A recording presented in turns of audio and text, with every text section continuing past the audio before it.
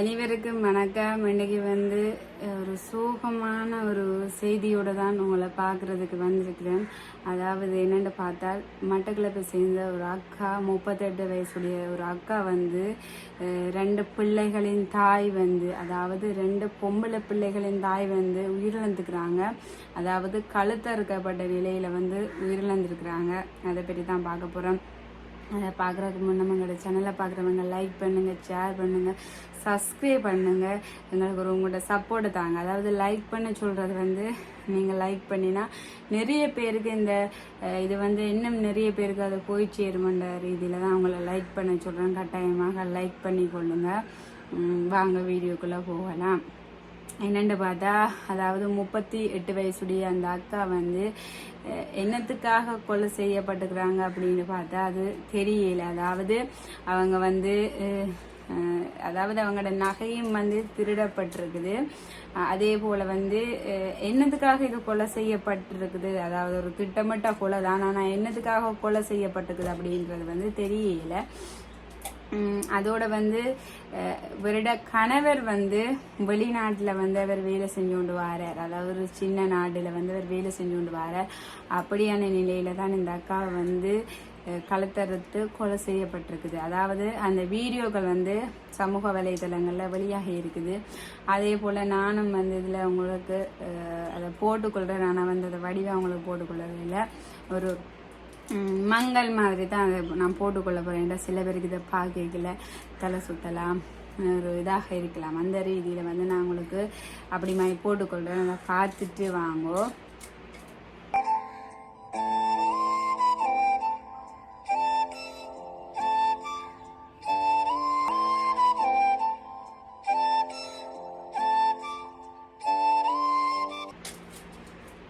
இப்போ பார்த்துட்டு வந்திருப்பீங்க.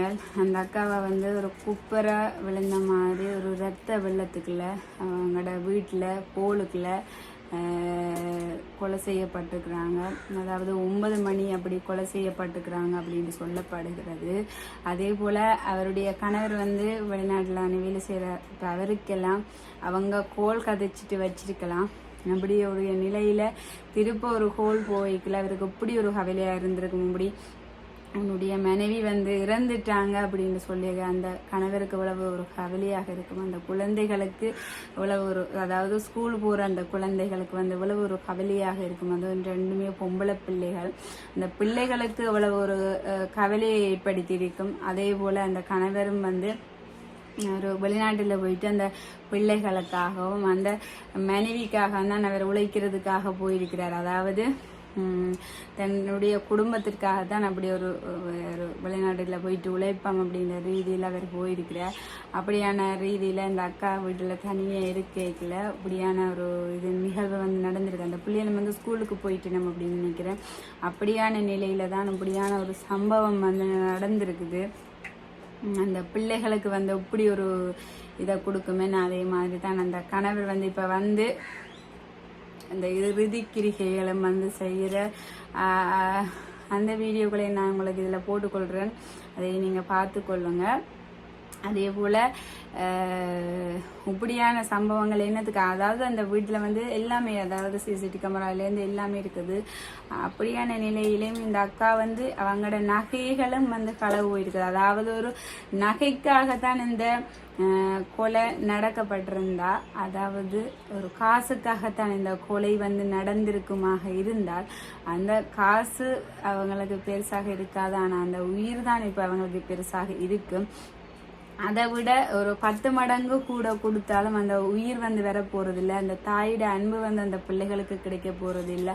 அதே மாதிரி அந்த அண்ணாக்கு அவருடைய மனைவியின் அன்பு கிடைக்க போறது இல்லை. ஒரு காசுக்காக அந்த அக்காவை கொலை செய்யணும் அப்படின்னு பார்த்தா உண்மையிலே ஒரு இப்படியான உலகமா மாறிட்டுது அப்படின்றதான் சொல்லிக்கொள்ள வேணும். அந்த கொலை செஞ்சவன் ஒரு இரக்கம் இல்லாதவனாகத்தான் இருக்கும்.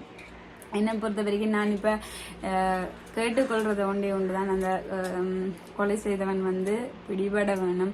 அவனுக்கு அந்த தண்டனை கொடுக்கணும். அந்த பிள்ளைகள் அனாதையாக அந்த பிள்ளைகள் வாழ போயினும் அப்படியான ரீதியில் அந்த பிள்ளைகளுக்கு ஒரு அந்த தாய்க்கு ஒரு இது கிடைக்க வேணும். அதே மாதிரி அந்த பிள்ளைகளுக்கு ஒரு நீதி கிடைக்க வேணும். அந்த ரீதியில் அந்த அவன் யார் அப்படின்றது வந்து தெரிய வேணும். அது கடவுள் காட்டி கொடுப்பாரு என்ற நம்பிக்கையும் எனக்கு இருக்குது. அதே போல் வந்து அந்த பிள்ளைகள் வந்து இப்போ தனிச்சு நிற்கிறாங்க. அதே மாதிரி அந்த கணவரும் வந்து தனிச்சு நிற்கிறாங்க. இனி வந்து அவர் வந்து வெளிநாட்டுகளில் எல்லாம் போயிட்டு வேலை செய்ய முடியுமா அப்படின்றதும் சொல்லிக்கொள்ள முடியாது. இந்த 2 பிள்ளைகளையும் விட்டுட்டு போயிட்டு வேலையும் செய்து கொள்ள முடியாது. அப்படியான ரீதியில தான் அந்த பிள்ளைகளும் வந்து ஒரு தனிச்சு நிற்கிறாங்க. இனி வந்து அந்த பிள்ளைகளுக்கும் வந்து ஒரு அம்மா இல்லாத பிள்ளைகளாக அனாதைகளாக அந்த பிள்ளைகளும் வந்து வாழ போயினம். அதுதான் இப்போ எனக்கு அதுவரை நினைக்குதான். அதாவது இந்த இதை செய்தியை வந்து நேற்று கேட்ட போது எனக்கு வந்து நித்திரியே இல்லை, அப்படியான ஒரு கஷ்டமாக இருந்தது. அந்த பிள்ளைகளை அந்த வீடியோவை நான் பார்த்தேன்னா எனக்கு சரியான ஒரு கஷ்டமாக இருந்தது. அந்த பிள்ளைகள் வந்து அனாதையாகிட்டினமே அப்படின்ற ஒரு கவலையாக இருந்தது. அந்த வந்தவர் வந்து ஒரு திட்டமிட்டு தான் அப்படி வந்து கொலை செஞ்சிருக்கிறார். நிறைய நாள் ஒரு திட்டமிட்டு தான் இந்த கொலை, அதாவது இது வந்து என்னத்துக்காக இந்த கொலை நடந்திருக்குது அப்படின்ற ரீதியில் என்ன இப்படி நினைக்கணும்னு சொன்னால், அதாவது நகைகளும் வந்து காணாமல் போயிருக்குது. அதே போல் இப்போ நகைக்கு வந்து கொலை செஞ்சிருக்கலாம், இல்லாட்டி வந்து ஒரு விரோதம் காரணமாகவும் கொலை செஞ்சிருக்கலாம் அப்படின்ற ரீதியில் 2 பக்கமாக சொல்லப்படுகிறது. அதே போல் அந்த அக்காவோட உடல் வந்து இப்போ இறுதிக்கிரிகையும் அவங்களுக்கு நடந்தவங்களை கொண்டு போய் அவங்கள புதைச்சாச்சு. அந்த வீடியோவும் வந்து நான் உங்களுக்கு இதில் போட்டுக்கொள்கிறேன். அதையே நீங்கள் வந்து பார்த்துக்கொள்ளுங்க. அதாவது இப்படியான சம்பவங்களும் இப்போ நடக்குது. அதாவது இந்த வருஷம் நிறைய விஷயங்கள், அதாவது கலியுகம் அப்படின்ற ஒரு உதாரணம் மாதிரி தான் இப்போ நடந்து கொண்டிருக்குது எல்லாமே. அதாவது கொள்ளை அப்படி நிறைய விஷயம். அதாவது ஒரு உயிரை வந்து நாங்கள் எந்த இதுலேயும் வந்து வாங்கி கொள்ள முடியாது. அந்த அக்காட்ட போயிட்டு இந்த அதாவது ஒரு பெரிய வீடு, அந்த அவையோட வீடு அப்படி அந்த நல்ல வசதியான அக்காவை தான் இருக்கினான். ஆனால் போயிட்டு உன்னை நான் கொலை செய்ய போகிறேன், நீ அந்த நகையத்தா, உனக்கு நகை பெருசா இல்லாட்டி உனக்கு உயிர் பெருசா அப்படின்னு கேட்டிருந்தா அந்த அக்கா கட்டாயமாக அந்த நகையை கொடுத்துருப்பா. ஆனால் போயிட்டு அந்த அக்காவை அப்படி வந்து இப்படி அந்த அக்காவை கழுத்தறுத்து ஒரு கொடூர முறையில் கொலை செய்கிறது வந்து உண்மையிலேயே அந்த அக்காவும் உலகத்துக்கு ஒரு துடிச்சு இறந்துருப்பாங்க. அதே மாதிரி அந்த பிள்ளைகளும் இனி வாழ்க்கை பூரா ஒரு அம்மா இல்லாத பிள்ளைகளாக கஷ்டப்பட்டு வளர போயிடும். அதுதான் என்னுடைய கருத்து. ஒரு உண்மையில் எனக்கு ஒரு தாக்கத்தை ஏற்படுத்தின ஒரு விஷயம்தான் இது. அதைத்தான் உங்களோடையும் நான் பகிர்ந்து கொள்ள வேணும்ன்ற ரீதியில் நான் பகிர்ந்து கொள்கிறேன். ஏண்டா நான் அந்த பட்டவடியாக அப்படியா ஒரு அம்மா இல்லாத பிள்ளையாக வளர்ந்தபடியா எனக்கு அது ஒரு கஷ்டமாக இருந்தது. அந்த பிள்ளைகள் வந்து என் அம்மா இல்லாமல் இப்படி வளர போகிறாங்க. அந்த அக்காவை எப்படி என்னத்துக்கு அந்த சின்ன வயசு, அதாவது என்னை விட ஒரு 10 வயசு கூடின அக்கா தான், அப்படி ஒரு வாழ வேண்டிய அக்கா, ஒரு குடும்பமாக, அதாவது 2 பிள்ளைகள், கணவர், அப்படி மாதிரி ஒரு 4 பேராக குடும்பமாக வாழ்ந்தவங்க இப்போ ஒரு தாய் இல்லாத நிலைமையில இருக்கிறாங்க. அதுதான் அதாவது அந்த அக்காவுடைய அம்மா எல்லாம் அப்படி குளறி அழுகிறா. அவங்களுக்கெல்லாம் இனி அந்த உயிர் வர போகிறதில்ல. ஒரு காசுக்காக, ஒரு நகைக்காக இந்த கொலை செய்யப்பட்டிருந்தாங்க. உண்மையிலேயே ஒரு அப்படி ஒரு காசு தான் இல்லாமா அப்படின்ற மாதிரி வந்துட்டு. அதுதான் மற்றது வந்து நான் அந்த இறுதிக்கிரிகைகளையும் வந்து நான் உங்களோட கொஞ்சம் பகிர்ந்து கொள்கிறேன். அதையும் பார்த்துக்கொள்ளுங்க. அது வந்து உங்களுக்கு அவ்வளோத்துக்கு நான் கிளியராக போட்டுக்கொள்ள ஒரு இதாகத்தான் போட்டுக்கொள்கிறேன், பார்த்துக்கொள்ளுங்க. இதுதான் அந்த அக்காவுடைய வீடு. சிசிடிவி கேமரா எல்லாம் இருக்குது. ஆனால் அது எல்லாத்தையும் அவங்க ஆதாரம் இல்லாமல் பிடுங்கிட்டு போட்டாங்க. அதே மாதிரி இந்த வீட்டில் வச்சு தான் அந்த அக்காவை வந்து கொலை செஞ்சுருக்குறாங்க. இதுதான் அந்த கோல்.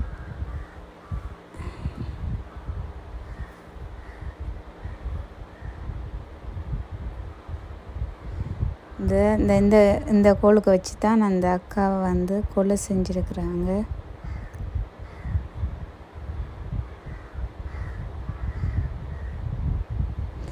இதான் அந்த அக்காவுடைய ஃபேமிலி ஃபோட்டோ. மட்டக்களப்பில் எல்லாருமே கூடுதலாக புதைக்கிறது தான், அதாவது இங்கே எரிக்கிறையில் புதைக்கிறது தான். ஆனால் இவங்களுக்கு இப்படி ஒரு இது இருக்கிறபடியாலும், அதாவது கொலை செய்யப்பட்டிருக்கிறபடியாலும் அவங்களை இப்போ புதைக்கிறதுக்காக கொண்டு போய் கொண்டிருக்கிறேன்.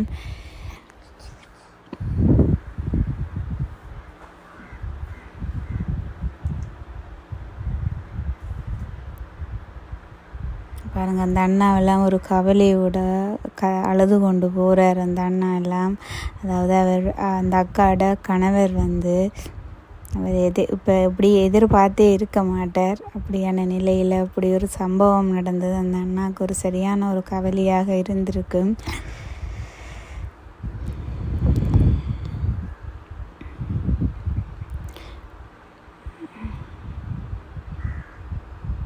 ஒரு 2 பிள்ளைகளை ஒரு 2 பொம்பளை பிள்ளைகள் தவிச்சு போய் இப்போ ஒரு அனாதையாக இருக்கிறாங்க. என்ன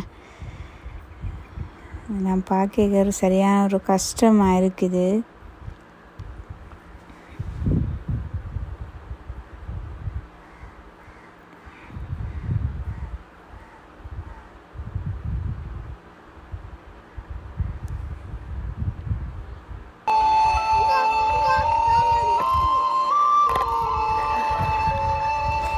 சரியான ஒரு கவலை ஏற்படுத்துகிற விதமாகத்தான் இது இருக்குது. இப்போ அந்த அக்காவுக்கு எல்லா கடைசி இது இந்த வாய்க்கரிசி போடுறது அப்படி ஏதோ சொல்லி வந்தாங்க, இதெல்லாம் போடுவேன். கடைசியாக இப்போ அவருடைய கணவர் அப்படி தான் அவர் செஞ்சுருந்தார் நிறுத்தவியாக. அந்த அண்ணாக்கெல்லாம் ஒரு சரியான ஒரு கவலையாக இருந்திருக்குங்க. அவங்க அடக்கம் செய்ய போகிறாங்க. அடுத்த 3 முறை சுற்றுறது தானே, அந்த முறையில் தான் அந்த 3 முறை சுற்றுறாங்க.